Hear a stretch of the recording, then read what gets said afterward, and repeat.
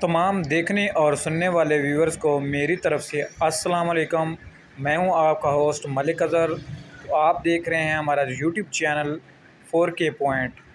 जी तो नाज़रीन, गंदम के रेट की बात की जाए तो आज आरफ वाला मंडी में गंदम जो फ़रोख्त हुई है वो 3,900 रुपये से लेकर 4,050 रुपये में फ़रोख्त हुई है आरफ वाला गल्ला मंडी में। जी तो नाज़रीन, पिछले दिनों की निस्बत देखा जाए तो 200 से 300 रुपये गंदम के रेट में कमी देखी गई है।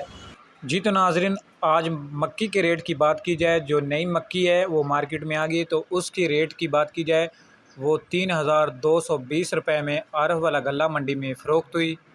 जी तो नाज़रीन, अगर डैमेज मक्की की बात की जाए वो 2800 से लेकर 2900 रुपये में।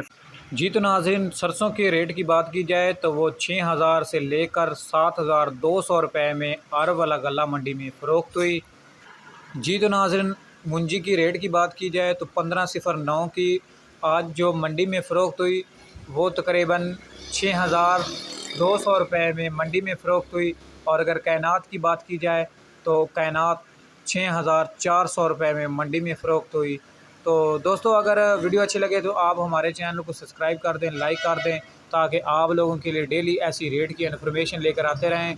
और तमाम जो भी इन्फॉर्मेशन होगी आप तो हमारा चैनल पहुंचाएगा, तो आप लोगों ने हमारे चैनल को लाजमी सब्सक्राइब कर देना।